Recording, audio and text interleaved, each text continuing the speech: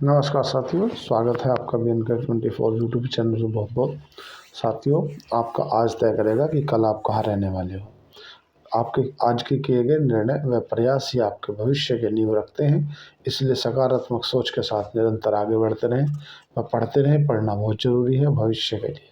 साथियों, आज हम बात करने जा रहे हैं कि ऐसे गिरे हुए माहौल में लोग पैनिक कर रहे हैं या ऐसा क्या करते हैं जो 100% लोग सक्सेस नहीं हो पाते या उनके गोल अचीव नहीं हो पाते। ऐसा कुछ क्या कारण रहता है, या फोकस पोर्टफोलियो पे कुछ खास बातों पे क्या नज़र रखा जाए, या अभी जो टाइम है जो 30-30%, 20-20% जो पोर्टफोलियो के ऑल ओवर स्टॉक गिर चुके हैं, या मिड कैप लार्ज कैप भी लगभग 20% गिर चुके हैं, मिड कैप भी 30% गिर चुके हैं, और जो माइक्रो कैप है या हमारा स्मॉल कैप है वो भी 30-30, 40-40% नीचे हैं। तो अब बात कर लेते हैं साथियों कि थोड़ा सा किस तरफ से इसको ले जाया जाए। साथियों, 2-3 चीज़ों को डिस्कस किया जाए। तो जो फोकस पोर्टफोलियो होता है ना, या जो भी लॉन्ग टाइम के निवेशक होते हैं, वो जब भी गिरे हुए बाज़ार में 30-30% एक तरह से सेल लगी हुई है। अगर आप निवेशक हैं तो एक तरह से इसको आप सेल कंसिडर कर सकते हैं कि यार अच्छे स्टॉक भी आपको प्राइस बिल्कुल चीप वैल्यू पर मिल रहे हैं। और जाहिर सी बात है, कुछ जो वैल्यूएशन मैट्रिक भी होता है कि वैल्यूएशन महंगा हो गया था। देखो, किसी भी व्यक्ति की एक जर्नी क्या रहती है, मतलब वो शेयर बाज़ार में जब आता है तो वो किस किस कदम से चलता है। देखो क्या है, पहले तो मैं आपको 2-3 चीज़ें डिस्कस करूँगा तो आप उन सब चीज़ों से रिलेट कर पाओगे साथियों। पहला, जो कोई भी व्यक्ति शेयर बाज़ार में आता है तो वो एफ-एन-ओ करता है। एफ-एन-ओ मतलब फ्यूचर एंड ऑप्शन। एफ-एन-ओ देखता है कि यार एक लॉट लो इतने रुपए का, और चाहे ऑप्शन में ट्रेड करो, चाहे तो कॉल ले लो या तो पुट ले लो। तो वो 100%, अगर देखो एक आंकड़ा जो सेबी का आंकड़ा बोलता है वो 99.91, मतलब लगभग लगभग 99% लोग 100 में से एफ-एन-ओ में लॉस करते हैं। कारण ये है कि ये एक तरह से लत जैसे है, जैसे बोलते हैं ना शेयर बाजार जुआ है, तो वो जुआ क्या है, एफ-एन-ओ है। आप अगर एफ-एन-ओ, मैंने कोई मेरी लाइफ में, मेरे इतने दिन हो गए शेयर बाजार का काम करते करते, मैंने कोई नहीं देखा जो एफ-एन-ओ में अरबपति खरबपति बना हो। हाँ ठीक है, वो 1% 2% आते हैं, पर वो 1-2% रूल नहीं होता साथियों। रूल वो होता है जो सब पे लागू हो। तो एक तो कोई व्यक्ति सबसे शुरू में कूदता है एफ-एन-ओ में। एफ-एन-ओ में 100% लॉस होता है, क्योंकि आप अगर अपने महीने के लास्ट में अपना पोर्टफोलियो देखोगे, अगर आपने 50,000 लेकर आए हो पोर्टफोलियो में, तो एफ-एन-ओ में आप 50 के 50 महीने, एक बार आप 50 के 52 बनाओगे, 52 के 57 करोगे, 57 के अगले दिन 47 रह जाएंगे। फिर 47 के तुम बोलोगे 50 तो कर लूँ, 3,000 कवर कर लूँ, तो 3,000 होने की जगह में आपके हो जाएंगे 55,000, 55,000 से अगले दिन 35,000 रह जाएंगे। तो ऐसा होता है, चलो कोई बात नहीं। जब आप व्यक्ति 100% एफ-एन-ओ में लॉस कर लेता है, तो फिर वो उसकी जो नेक्स्ट जर्नी रहती है साथियों, वो रहती है इंट्राडे। वो इंट्राडे की ओर थोड़ा सा स्विंग करता है कि यार चलो इंट्राडे में कुछ स्टॉक बाय कर ली जाए। तो लगभग लगभग इंट्राडे में भी 90% के आसपास जो लोग हैं वो लॉस करते हैं, ऐसा डाटा बोलता है सेबी का। अब 95-90% लोग इंट्राडे में भी लॉस करते हैं, क्योंकि इंट्राडे में भी व्यक्ति जब लॉस कर लेता है, एफ-एन-ओ में लॉस कर लेता है, तो फिर वो अपने पैसे जो गंवा चुका होता है, वो उन्हीं कमाए हुए पैसों को रिकवर करने के लिए फिर से बोलता है कि नहीं यार, अब तो कुछ लार्ज कैप स्टॉक जो बड़ी कंपनियां हैं, जैसे कोल इंडिया है, तो मेरा एनटीपीसी है, या हिंदुस्तानी यूनिलीवर है, या तुम्हारा रिलायंस है, या नेस्ले है, या ब्रिटानिया है, जो लार्ज कैप है, जिन कंपनियों का 2-2 लाख करोड़ का मार्केट कैप है, या 3-3 लाख करोड़ का, वो उन कंपनी की और थोड़ा सा स्विंग करता है। फिर वो आते हैं शॉर्ट टाइम ट्रेड में, मतलब स्विंग ट्रेड में। तो उसमें उनको 15 दिन से 1 महीने का टाइम फ्रेम रखते हैं, उसमें वो 10 से 15% का प्रॉफिट निकालते हैं। क्योंकि जो व्यक्ति ने कभी लॉस देख रखा हो और उसे 10-15% का साथ ही प्रॉफिट दिख जाए, तो बहुत ही पैनिक करके उसे बुक करता है, क्योंकि लगता है कि ऐसा भी हो सकता है 15%। तो जब धीरे धीरे वो शॉर्ट टाइम ट्रेड में, स्विंग ट्रेड को कवर कर पाता है, फिर वो जाता है मीडियम टर्म में। मीडियम टर्म का जो टाइम फ्रेम रहता है साथ ही 1 से 2 महीने के आसपास रहता है, और जो उसका पोर्टफोलियो से होने वाला प्रॉफिट होता है वो 10 से 20% के आसपास चला जाता है। अगर उसे 2 महीने में 20% मिल रहा है तो वो इनफ कर लेता है। उसके आगे आता है लॉन्ग टाइम। लॉन्ग टाइम में कुछ लोग जो सोते हैं 1 साल से लेकर 3 साल तक, उनके उस समय में लगभग 70 गुना 90 गुना के आसपास प्रॉफिट हो जाता है। मतलब अगर आपने 1 लाख रुपए लगाए तो 1,90,000, 1,70,000 के आसपास हो जाता है। तो ऐसे समय पर आदमी एक जनरली बता रहा हूँ, कोई भी व्यक्ति जो शेयर बाज़ार में आता है उसकी यात्रा कैसे शुरुआत होती है और कहाँ तक जाके जाना चाहिए। उसके आगे का एक स्टेप होता है साथियों, लॉन्ग टाइम के निवेशक के आगे का स्टेप होता है मल्टीबैगर स्टॉक। मल्टीबैगर स्टॉक साथियों कब होते हैं, जब आपके जो स्टॉक है ना वो 3 से 5 साल के अंदर 10 गुना 15 गुना हो जाते हैं। 10 गुना 15 गुना का मतलब ये है, आपने 1 लाख रुपए लगाए हैं तो 1 लाख की वैल्यू हो गई 15 लाख 20 लाख, है ना। ऐसा 10 गुना 15 गुना हो गया मल्टीप्लायर। अब इसमें भी एक थोड़ा सा आता है फोकस पोर्टफोलियो। फोकस पोर्टफोलियो क्या होता है साथियों, कि जैसा आप सपोज करो आपके पास में 1 लाख रुपए, अब 1 लाख रुपए का आपने 5-5 हज़ार रुपये के 20 शेयर लेकर रख दिए, 20 शेयरों में आपने अपनी पोजीशन बना ली, तो वो फोकस पोर्टफोलियो नहीं कहलाया। फोकस पोर्टफोलियो, अब अगर तुम्हारे ऑल ओवर 20 स्टॉक में से, हाँ जाहिर सी बात है कि आपका जो पोर्टफोलियो है वो डाइवर्सिफाई हो गया, मतलब आपने उसको इतना अच्छे से लेकर चल दिए कि उसमें आपको जो रिस्क है, रिस्क बहुत कम हो गया। लेकिन उसमें साथ ही रिवॉर्ड भी उतना ही है, मतलब कोई पोर्टफोलियो आपका 5,000 से दो गुना हो जाएगा, 10,000 हो जाएंगे, तो कोई जो है 5,000 का 4,000 3,000 रह जाएगा, लेकिन उसमें आपकी घर और गाड़ी नहीं बदलेगी, उसमें केवल रोटी बदलेगी। एक होते हैं इसमें फोकस पोर्टफोलियो। साथियों फोकस पोर्टफोलियो क्या होता है कि अगर आपको सपोज करो 2 ही कंपनी चॉइस करनी पड़ जाए, कि यार देखो आपको 2 कंपनी चॉइस करनी है, उन 2 कंपनियों में आपको अपना 50-50% का एलोकेशन करना है। देखो मैं आपको कोई भी स्टॉक में खरीदने या बाय करने की कोई भी एडवाइजरी प्रोवाइड नहीं कर रहा हूँ, मैं जनरली एक बात कर रहा हूँ कि जो बड़े बड़े निवेशक हुए हैं या अधिकतर लोगों के गोल क्यों पूरे नहीं हो पाते, उसके पीछे का क्या कारण है। देखो गोल इसलिए नहीं पूरे हो पाते कि वो गोल ऐसा रख लेते हैं कि जो अचीवेबल नहीं है। वो सपोज देखो मैं उसके बारे में बात करूँगा अभी फोकस पोर्टफोलियो, उसके पहले थोड़ा सा एक चीज़ डिस्कस करना चाहता हूँ कि बस मार्केट में आप शेयर बाजार में लेके आए हो 10,000 रुपये, और आप उसकी डिमांड कितनी रख रहे हो, उससे गोल कितना है आपका, आपका गोल है 10,000 रुपये लेके आए हो और आपको 1 करोड़ रुपये कमाना है, तो वो गोल ही आपने ऐसा चुन लिया है कि जो सस्टेनेबल नहीं है।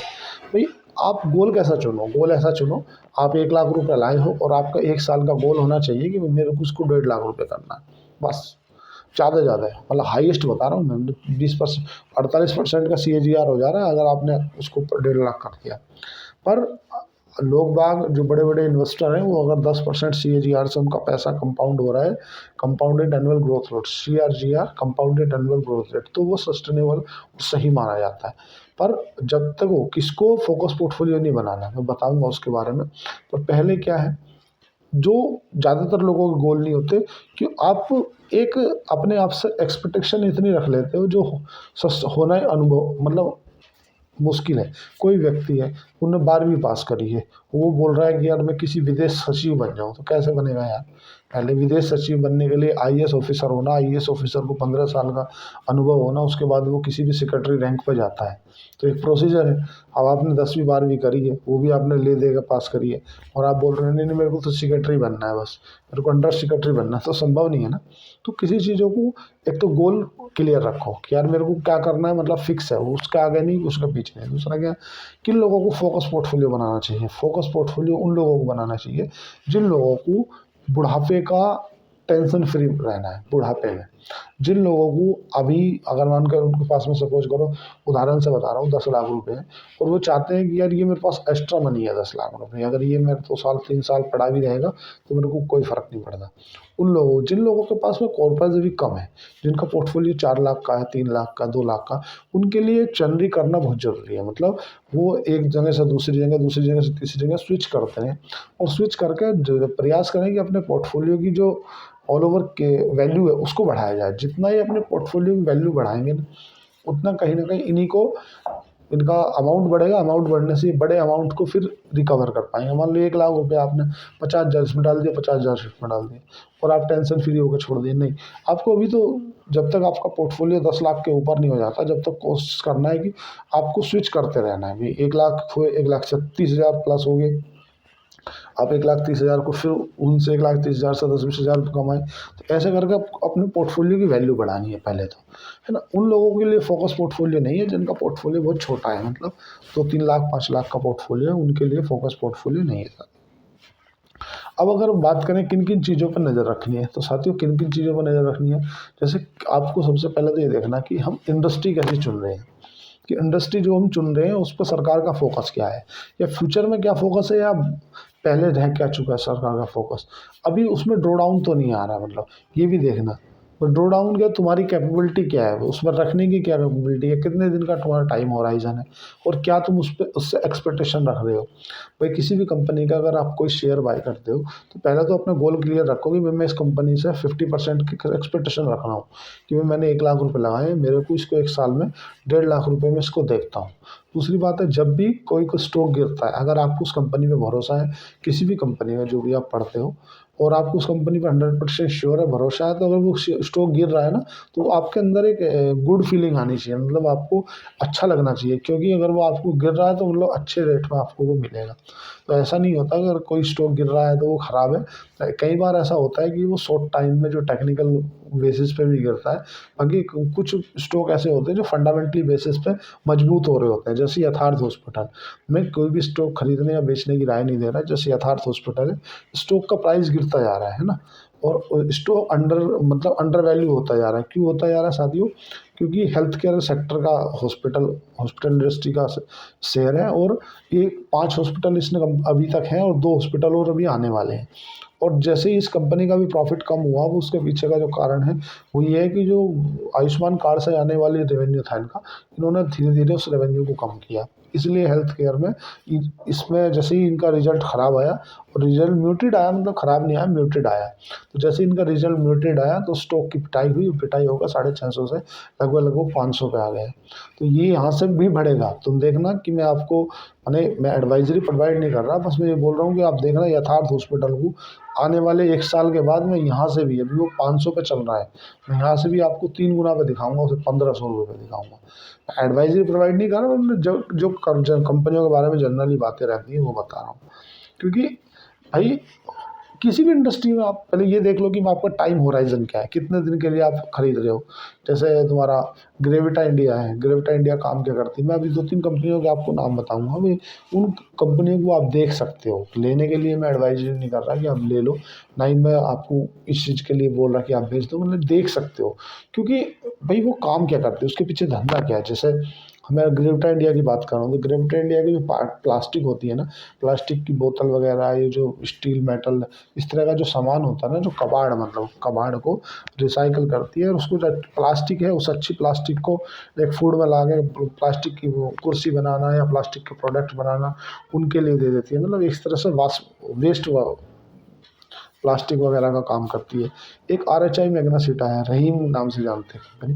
कंपनी थोड़ी सी 3-4 साल से स्लो डाउन में है, मतलब 2-3 साल से कंपनी कहीं नहीं जा रही है, मतलब 800 रुपये से गिर के 400 रुपये पे आ गई है। तो अगर देखो लंबे समय में देखें तो कंपनी का काम क्या है, मेजर क्या, रिफ्रैक्ट्री बनाती है ये। मतलब जो आपने देखा होगा ना, स्टील, कॉपर, एल्युमिनियम, है ना, इस तरह का जो भट्टियाँ होती हैं जहाँ पे स्टील वगैरह गलती है, उसमें उस भट्टियों के अंदर लगती है एक लेयर, उस लेयर, ताकि वो भट्टियाँ ख़राब ना हो। उस रिफैक्ट्री को बनाती है RHI मैग्नासिटा। तो कहीं ना कहीं कोई भी इंडस्ट्री में, मतलब चाहे कॉपर, चाहे ग्लास, चाहे एल्युमिनियम, चाहे स्टील, जो भी कुछ बनेगा उसे बनाएगी जो भी कंपनी, उसको अपनी भट्टी में जो स्टील को गलाएगी या जो कॉपर गलाएगी या ग्लास, उसे गलाने के लिए उसके अंदर एक जो रिफैक्ट्री लगेगी वो RHI मैग्नासिटा प्रोवाइड करती है। अब कंपनी धीरे धीरे थोड़ा सा अभी म्यूटेड स्थिति में है, पर मैं यहाँ से भी कंपनी का RHI मैग्नासिटा का 400 रुपये रेट है। मैं उम्मीद करता हूँ कि आने वाले 3 सालों में ये लगभग यहाँ से भी 4 गुना हो सकती है, 3 गुना हो सकती है। एक तुम्हारा SJS है, SJS इंटरप्राइजेस, ये अपनी इंडस्ट्री की एक तरह से मार्केट लीडर है। काम क्या करती है, मैं एडवाइजरी प्रोवाइड नहीं कर रहा साथियों, मैं एक चीज़ें बता रहा हूँ आपसे। अभी 800-900 रुपये के आसपास चल रही है ये, यहाँ से भी 1600 के आसपास चले जाएंगे। 3 गुना तो नॉर्मल है, मतलब 8, 16, 8 से 24, 300, 3 गुना हो जाएगी। रीज़न क्या है कि ये अपनी इंडस्ट्री की मार्केट लीडर है। जो आपने मोटरसाइकिलों में देखा होगा, हीरो होंडा लिखा रहता है, या जो मोटर वगैरह क्या आपके उसने पीछे जो एक तरह से इक्विपमेंट लगते हैं ना डिजिटली, वो ये प्रोवाइड करती है, और अपनी इंडस्ट्री की मार्केट लीडर है। प्रिकोल है, प्रिकोल तो आप जानी मानी कंपनी है। तो इस तरह की कंपनी है। एस इंडस्ट्री है, एक्सन कंस्ट्रक्शन लिमिटेड, ये सब चीज़ें आपको देखनी पड़ेगी साथियों। मैं आपको केवल एडवाइजरी बिल्कुल नहीं बोल रहा कि आप इस चीज़ को खरीद लो या नहीं, मैं आपको 2-3 चीज़ों का एक उदाहरण दे रहा हूँ। लेकिन सबसे मेन बात क्या है कि आप टाइम होराइजन आपका क्लियर होना चाहिए, और आपका गोल फिक्स होना चाहिए कि हमें जो इतने साल में इतने रुपए चाहिए। और जब भी स्टॉक गिरते हैं, तो अगर आप निवेशक हो तो आपको टेंशन नहीं होनी चाहिए। जैसे मेरे एक मित्र हैं, एक वीएसटी इंडस्ट्री कंपनी है, वो डिविडेंड अच्छा खासा देती है, तो वो चाहते हैं कि नए नीचे और गिरे, भाई नीचे गिरेगी तो उन्हें कंपनी भागने वाली नहीं है। अल्टीमेटली ये एफआईआई की बिकवाली के कारण ऑल ओवर पूरे शेयर बाजार में बिकवाली है, और डोनाल्ड ट्रंप कुछ भी बयान दे दे रहे, उससे कहीं ना कहीं भड़काऊ स्थिति बन जाती है। इसलिए अमेरिका के बाजार गिर रहे हैं, उन्हीं के देखा देख हमारे भारत के बाजार गिर रहे हैं। भारत के बाज़ारों में भी एफआईआई जो फॉरेन इंस्टीट्यूशनल इन्वेस्टर हैं, जो विदेशी संस्थागत निवेशक हैं, वो लगातार बिकवाली कर रहे हैं और लगातार अपना पैसा जो है निकाल रहे हैं। आप देख रहे हो डॉलर इंडेक्स मजबूत हो जाएगा, डॉलर इंडेक्स जितना मजबूत होगा वो अपना रुपया उतना ही कमज़ोर होगा। डॉलर इंडेक्स मजबूत होने के चलते भारत का रुपया कमज़ोर होता जा रहा है।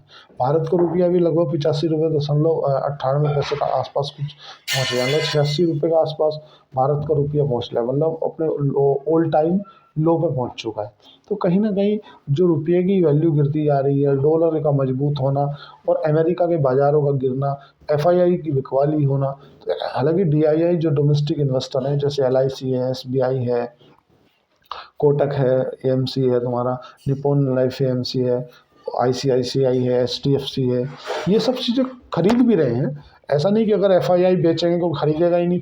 जैसे राजेंद्र जी पूछ रहे हैं कि हम खरीदें ही नहीं, एफआईआई बेचेंगे किसको? तो साथियों, अगर ऐसा होगा तो हमारे देश पे कोई भरोसा ही नहीं करेगा कि हम इनके देश में पैसा क्यों लगाएं। एफआईआई जो पैसा लगाते हैं वो इसीलिए तो लगाते हैं कि जब हम भी कभी बेच के जाएंगे तो आप हमारा माल खरीद लोगे। अगर अल्टीमेटली वो माल बेचने आएंगे और आप खरीदोगे ही नहीं, तो फिर ऐसे में तो वो आपके भरोसा ही नहीं करेंगे आप पे। ये सब चीज़ें आपको देखनी होती है साथियों। तो कोई भी सबसे पहले आप अपना गोल फिक्स करो। गोल भले ही छोटा रखो, ज़रूरी नहीं कि आपको इतना बड़ा रखना है। जितने आपको 100 मीटर की दूरी जितना दिख रहा है उतना तय रखो। आप अगर 10,000 है, आपको 10,000 की जो वैल्यू है 11,000 बनाने पे फोकस करना है बस, कि यार मैं 10,500 हो जाए वो बहुत है। भाई बैंक आपको 8% का इंटरेस्ट देगा, 7%, आप उससे 15% की एक्सपेक्टेशन रख लो कि भाई मेरे को, अगर मेरे पास में 1,00,000 रुपये है तो बैंक मुझे 1,07,000 रुपये देगा एक साल में, और मुझे इससे बस 1,14,000 लेने हैं, बात खत्म। आप कम एक्सपेक्टेशन रखोगे तो प्रॉफिटेबिलिटी की गुंजाइश ज़्यादा रहेगी। साथियों, चैनल को लाइक करें, सब्सक्राइब करें, कमेंट करें। देख रहा था मैं 77% लोग ऐसे हैं जो सब्सक्राइब नहीं करते, चैनल देखते जरूर। तो साथियों, कर दिया करो, 0.5 सेकंड लगती है। धन्यवाद, थैंक यू।